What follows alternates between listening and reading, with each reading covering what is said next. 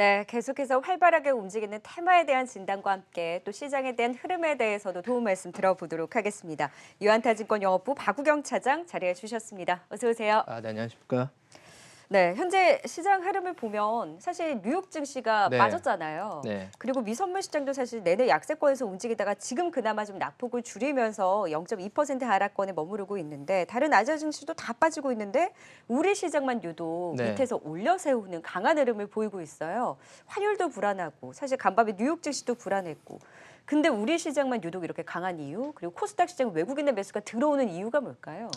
우리나라 시장만 좀 강한 이유가 상대적으로 좀 사실 강한 거죠. 뭐 기타 뭐 아시아 시장들도 천천히 바닥권에서 올라오고 스물스물 올라오고 뭐 일시적으로 대부분 5일선을 타고 뭐 음봉 하나 냈다가 다시 양봉 내는 그 지속적인 좀 반복적인데 우리나라 코스닥 시장만 거의 뭐 지수 단으로는 뭐 전 세계 정에서 제일 많이 오른 탑권이 안에 좀 드는 걸로 좀 보이고 있는데 아무래도 이제 코스닥이 코스피보다 강한 이유는 코스닥에는 삼성전자, 하이닉스가 없다라고. 지수 부담이 없다는 건가요? 그렇죠. 지수 플레이를 할 그런 그 인덱스 패시브 자금들이 없죠.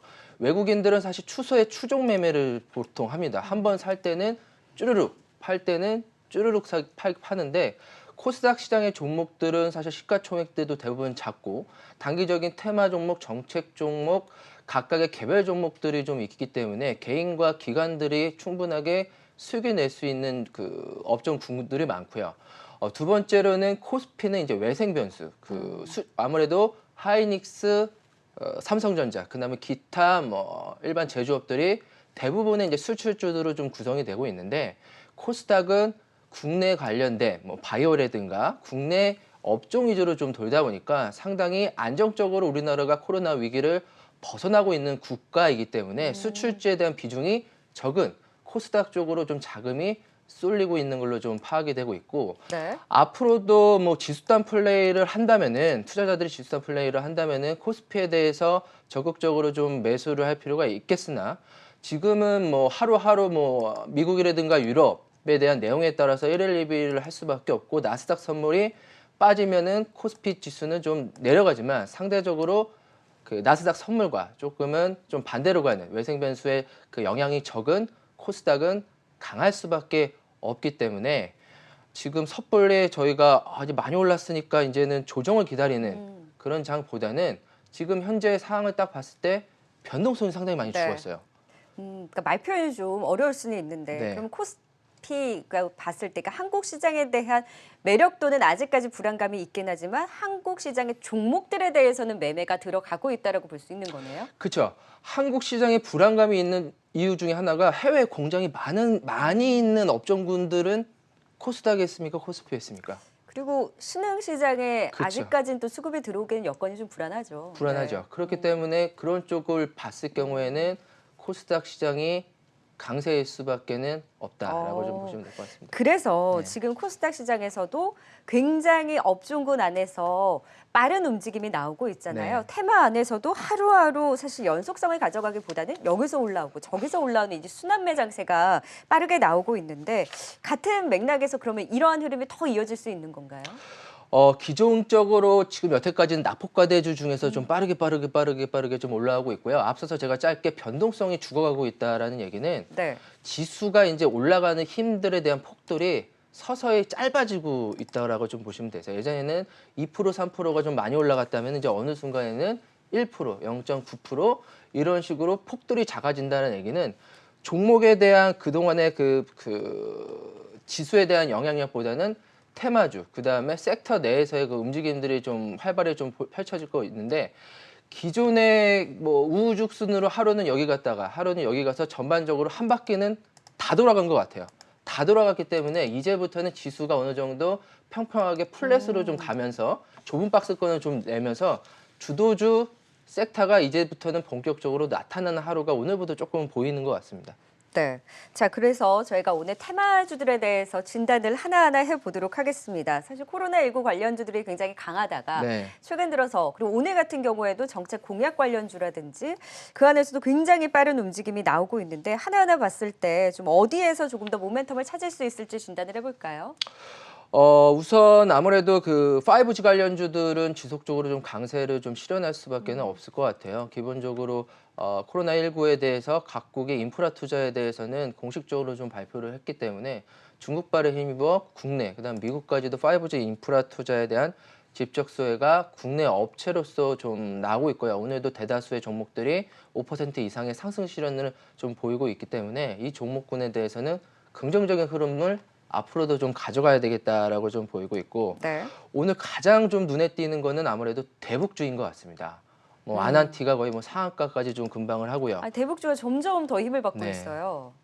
총선에 대한 그 향후의 그 대북 관계에 대한 그 기대감들이 오늘 그 수익률로서 좀 나타났고라고 좀 본다면은 그동안의 그 총선의 결과에 대해서 뭐 여당이든 야당이든에 대해서 좀 희비가 엇갈렸다면 이제는 압도적인 180석이라는 압도적인 좀 내용들이 있기 때문에 정책에 대한 일관성들이 향후 이제 문재인 대통령 임기까지는 충분하게 좀 나올 수가 없다라고 한다면 청와대에서 가장 크게 관심을 갖고 있는 북한과의 관계, 북한과의 경제적인 협력, 뭐 관광이라든가 뭐 개성공단에 대한 얘기들은 충분히 향후에도 좀 나올 수 있을 것 같아서 네. 이 업종도 긍정적으로 좀 봐야 될 걸로 좀 보이고 있습니다. 그 전까지는 대북주가 올라올 때 좀 단기적인 순환매 안에서 올라오는 거다라고 네. 했는데 오늘 같은 경우는 대북주에 대해서 조금 더 연속적인 긍정적인 진단으로 좀 변화를 하고 있는 것 같아요. 네. 그러면은 조금 더 올라올 여지가 있다. 대북주도 한 축으로 좀 더 지켜봐도 된다라는 의견이신 거네요. 우리나라뿐만 아니라 최근에 미국에서도 인도적인 지원이 얘기가 얘기 있었죠. 나왔는데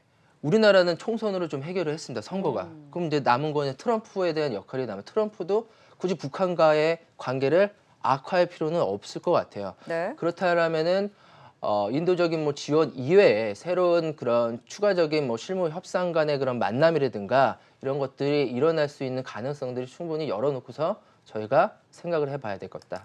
근데 물린 분들은 좀 팔고 싶지 않을까요? 그래도 조금 더 지켜보시는 게 나을까요? 가격단에서 물렸기 때문에 지금 가격대에서 빠르게 올라온 분들은 일시적으로 뭐 오늘 같은 장에서는 충분히 저는 좀 매도하고 한 박자 좀 쉬고 가도 될 것 같아요. 오늘 너무 많이 올랐기 때문에 네. 뭐 그런 게 아니고 이제 새롭게 이제 신규 투자자분들이 오히려 좀 고민일 것 같아요.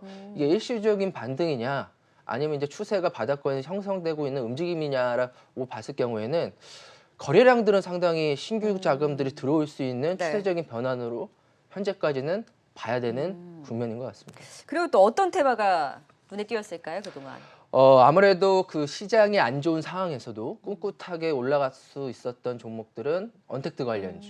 근데 굉장히 범위가 넓잖아요. 언택트 상당히 넘죠. 언택트라고 한다면은 비대면, 뭐 원격 진료, 그다음에 온라인 재택근무. 쇼핑, 온라인 플랫폼을 네. 갖고 있는 회사들. 그다음에 또 뭐가 있을까요?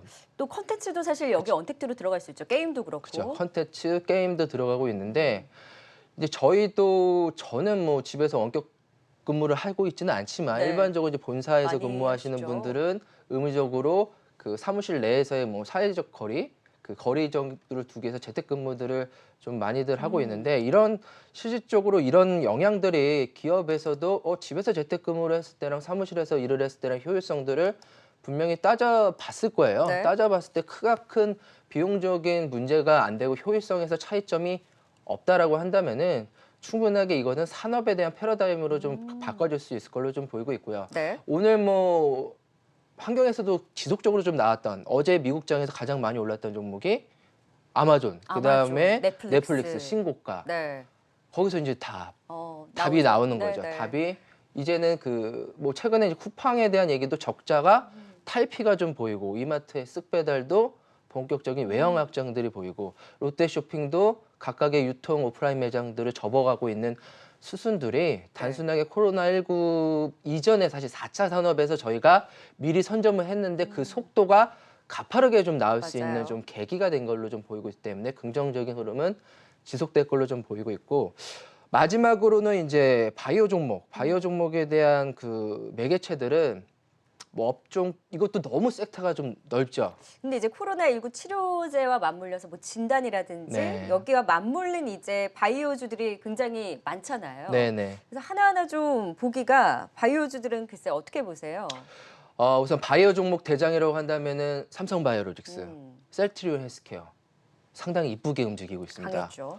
상당히 강하게 있고 백신이나 이런 치료제 관련된 종목은 뉴스플로에 따라서 그 급등락이 좀 나올 수밖에 없는 이제 구간으로 좀 보이는 것 같아요. 이제 초기에 대한 진입 시장은 이미 자리는 좀 끝났고 어느 정도 고가 내에서의 움직임들이 뭐 부강약품을 필두로 한 최근의 모습들이 좀 보이고 있는데 그래서 뭐 치료제, 백신 아직까지 코로나19에 대해서는 상당히 좀 먼 얘기라고 다들 나오고 있기 때문에 이런 쪽에서는 저희가 긍정적인 흐름으로 좀 봐야 될 걸로 좀 보이고 있고 네. 앞서서 이제 말씀드렸던 삼성바이오로직스랑 셀트리온이라는 종목이 그룹 자체가 기본적으로 이제 바이오 시밀러를 매개체로 한 새로운 그런 그 복제약품에 대한 그 유럽 시장이라든가 미국 시장에 대한 선점들 네. 오늘 뭐 삼성바이오로직스도 새롭게 그 뉴스가 나온 것처럼 그런 내용들이 그 이번 그 시장에서 때마침 그 코로나19에 대한 대책으로 풍부한 유동성이 바이오에 대한 수급을 더욱더 양호한 시장으로 좀 만드는 한 해가 아닌가라고 좀 보고 있습니다. 네, 그래서 오늘 이제 저희 키워드가 포스트 코로나 찐수혜주잖아요. 그러니까 네. 코로나 이후에 과연 그러면 이러한 뭐 산업 트렌드가 바뀌는 가운데서의 찐수혜주, 진짜 수혜 업종을 본다면 조금 더 연속적으로 볼 수 있는 테마 뭐가 있을까요? 연속성으로 볼 수 있는 테마는 아무래도 언택트, 언택트 관련주. 공통적인 것 같아요. 많은 분들의 네. 언택트. 조금 불안합니다. 근데 이제 언택트라고 하면 저희가 네. 앞서서도 이야기를 했지만 범위가 너무 넓다라고 네. 했잖아요. 네, 네. 사실 어떻게 보면 다 언택트에 갖다 집어넣을 수 있거든요. 네, 네. 여기서 어디를 봐야 될까요? 언택트 중에서 좀 핵심적으로 이제 종목군으로 말씀드리는 게 오히려 더 편할 것 같아요. 더존 비주얼, 네. 그다음에 클라우드. 클라우드가 좀 섞여야 되는 게 좀 핵심인 것 같고 두 번째는 온라인 결제, 네. 뭐 사이버 결제, 결제 빠질 수 없죠. 그다음에 카카오와 네이버는 사실 느릴 것 같은데 그래도 편하게 매매하려면은 카카오, 네이버 네. 이런 쪽으로의 집중화들이 좀 될 것 같고 근데 이미 좀 많이 올랐잖아요. 결제나 뭐 더존 비존도 그렇고. 올랐는데 더 갈 수 있어요? 충분히 어. 아마존에서 오늘 좀 해답을 좀 나온 게 아닌가. 이렇게 15% 급등이 나오는데도요? 네, 아직 뭐 고가는 벗기지는 못했습니다. 네. 고가는 벗기지는 못했고 지금 눌렸던 자리에서 뭐 한번 차트를 한번 봐볼까요? 네. N자로 가는 모습들이 좀 보이고 있는데 아우, 네. 살짝 NHN 한국사이버결제도 눌렸다고 오늘 다시 양봉을 올려내고 있고 아마존이 이제 대표적으로 좀 주춤했다가 최근에 다시 이제 아마존도 강하게 올려세우고 있고 넷플릭스도 그렇잖아요. 그 흐름을 같이 가져갈 수 있다라는 거죠. 네, 충분하게 좀 같이 갈 수 있는 흐름이라고 좀 생각되고 있습니다. 지금 화면에 보시면 더존 비주얼 이제 차트입니다. 차트군요. 오늘 뭐 대량 거래량이 생기고 약 15%의 좀 급증을 하고 있는데 아무래도 회계 프로그램을 기반으로 한 중소 기업들에 대한 매출단이 좀 상당히 높고요. 그 프로그램이 이제 클라우드, 그다음에 이번에 언택트 기반으로 한 그런 위아고에 대한 서비스에 대한 그 굴림들이 좀 일어날 것 같아요.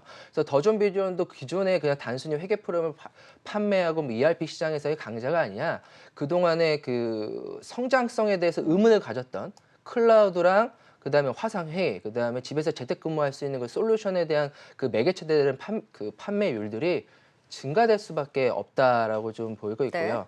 최근 들어서의 그런 더존 비존의 수급들도 상당히 좀 좋습니다. 기관들의 지속적인 그런 순매수들도 향후에 그런 주가적인 흐름들이 양호할 걸로 저는 예상을 하고 있습니다. 네, 클라우드 관련해서 더존 비존에 대한 관심. 저희가 앞선 방송에서 가비아를 관심주로 봤는데 네. 오늘 또 뭐 상한가까지 가면서 강한 흐름을 보이고 있네요. 확실히 포스트 코로나, 그러니까 코로나 이후에 좀 기대되는 언택트 안에서도 오늘 더존 비존을 필두로 해서 또 결제 관련주에 대한 관심은 유효하다라는 테마에 대한 분석을 들어봤고요. 지금 주목을 받고 있는 테마가 아니라 소외되고 있는 테마이지만 그 이후에 조금 더 흐름이 기대되는 쪽도 있습니까?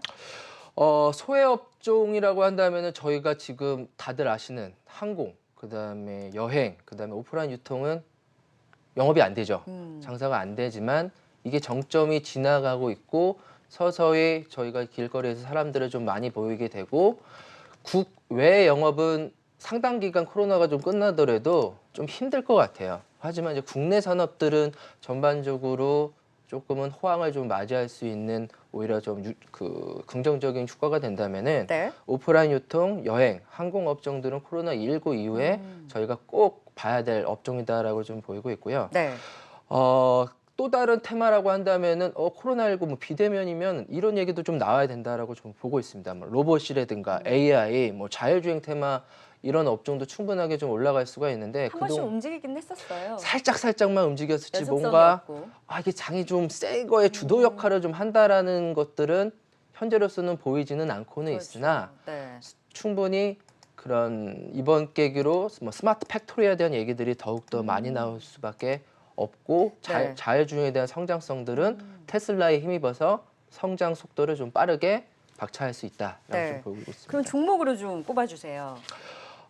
아무래도 그 해외 여행은 조금은 시기상조라고 봤을 때는 오프라인 그 유통의 좀 절대 강자를 아울렛 매장과 백화점을 갖고 있는 그다음에 면세를 본격적으로 진출한 현대백화점들이 좀 상당히 좀 눈에 띄고 있고요. 좀 무겁지 않나요? 상당히 무겁습니다. 네. 현대백화점 같은 경우는 빠른 수익률을 좀 기대하기보다는 천천히 뭘 사야 될지는 모르겠는데 사면은 물리지는 않을 자리다라는 그런 투자자들에게는 지금 자리에서는 충분히 괜찮은 것 같아요. 64,000원 정도의 가격대를 좀 형성을 하고 있고요. 제가 한 뭐 2, 3주 전부터 아울렛 매장을 너무 답답해서 네. 갈 때 생각보다 사람이 많습니다. 어. 생각보다 사람이 많고요. 생각보다 세일을 되게 많이 합니다. 네. 세일 기간이 제가 알기로는 4월 19일. 이번 주까지네요. 네. 뭐 운동화 이런 거 되게 싸게 팔아요. 막 40%뭐 지금 개던 세일즈 나오신 개투 거 아니죠? 되게 많이 팔고 그래서 네. 지금 이틀밖에 좀 안, 2, 3일밖에는 좀 안 남았지만 억눌렸던 그런 소비가 저 깜짝 놀랐어요. 막 줄 서서 뭐 오. 들어가시는 분들도 많고 사회적 거리두기 어디 갔나요? 네. 상당히 마스크는 다 쓰고 계셨기 때문에 그래서 또 아울렛에 사람이 많군요. 아울렛 매장에 네. 사람 되게 많습니다. 그리고 소비가 급격하게 는다면은 백화점에 대한 매출단도 좀 빠르게 늘 수밖에 없을 것 같기 때문에 오프라인 유통에서 현대백화점을 추천해드리고요. 네. 자율주행 관련돼서는 모바일 어플라이언스, 모바일 어플라이언스라 한다면은 뭐 BMW 단으로 뭐 블랙박스나 그다음에 아다스 관련된 네. 그런 차상 거리 관련된 헤드업 디스플레이를 그 매출하고 있는 이 종목으로 한번 집중해 볼 필요가 네. 있겠다라고 생각이 들고 있습니다. 근데 자율주행 같은 경우에는 뭐 제 선입견일 수도 있는데 연속성이 없고 좀 변동성이 크고 너무 테마처럼 움직이는 거 아닌가라는 생각이 드는데 매매 관점으로도 안정적으로 보기에는 현대백화점과는 확실히 좀 차이가 있죠. 안정하지는 않습니다. 그렇죠. 한번 탄력도를 보시는 거죠. 탄력도를 좀 보고 테마주 특집, 테마주 시간이라도 보니까 제가 찾다가 이제 모바일 어플라이언스에 대한 종목들을 좀 갖고 왔는데 네. 상당히 변동성이 좀 심하고요. 그렇죠, 어느 그렇죠. 정도에 대해서 내가 손실을 좀 볼 수 있다라는 투자자들이 좀 들어가기에는 좋고, 그러면 모바일 어플라이언스를 골랐던 이유 중에 하나는 여러 가지 자율주행이 있고, 사실 우리나라 자율주행들이 본격적인 매출단들이 크지가 않기 때문에 앞서서 말씀하셨던 지속성들은 상당히 좀 떨어집니다. 그렇다면은 현재 주가에 대한 자리라든가 기술적인 모습들을 봤을 때는 거래량들이 최근 들어서 2월 중순부터 해서 지속적으로 좀 나오고 있어요. 거래량이 좀 증가한다라는 얘기는 시장 참여자들이 이 종목에 대해서 매수 매도가 좀 많다라고 보시면 될 수 있을 것 같고요. 장기 입형성들이 우상향으로 좀 돌고 있다라는 얘기는 곧 기간 조정, 가격 조정이 마무리되고 충분하게 위로 갈 수 있는 네. 모습이다라고 좀 강조를 해드리고 싶습니다. 네, 오늘 또 테마에 대한 진단 유한타증권 영업부 박우경 차장과 함께 했습니다. 고맙습니다. 감사합니다.